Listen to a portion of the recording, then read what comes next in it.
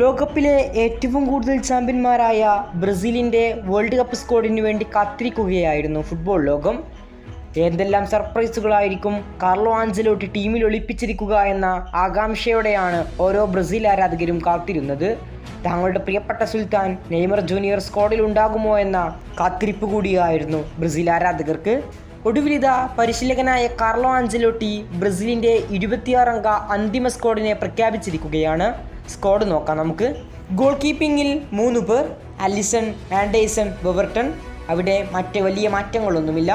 ഡിഫൻസിൽ Wesley, Marquinhos, Danilo, Sandro, Gabriel, Ibanez, Leo Pereira, സാൻഡസ്, ഡ്രമ്മർ. മധ്യനിരയിൽ Casemiro, Lucas Paqueta, Bruno Guimaraes, Fabinho, Danilo. മുന്നേറ്റ നിരയിൽ താങ്കൾ കാത്തിരുന്ന പ്രിയപ്പെട്ട സുൽത്താനെ കാർലോ ആഞ്ചലോട്ടി ടീമിൽ ഉൾപ്പെടുത്തിയിട്ടുണ്ട്.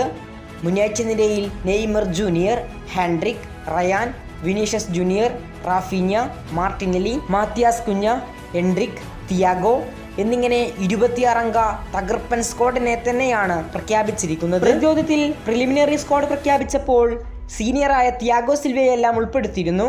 എന്നാൽ അന്തിമ സ്ക്വാഡിൽ നിന്ന് സിൽവയെ ഒഴിവാക്കിയിട്ടുണ്ട്. അതേസമയം നെയ്മർ ജൂനിയർ ഉണ്ട് എന്നത് തന്നെയാണ് ഏറ്റവും ശ്രദ്ധേയം. കൂടുതൽ ഫുട്ബോൾ വാർത്തകൾക്കും വിശേഷങ്ങൾക്കും വേണ്ടി ചാനൽ ഇപ്പോൾ തന്നെ മറക്കാതെ സബ്സ്ക്രൈബ് ചെയ്യുക. കൂടുതൽ ഫുട്ബോൾ വാർത്തകളും വിശേഷങ്ങളുമായി ഇനിയും കണ്ടുമുട്ടാം.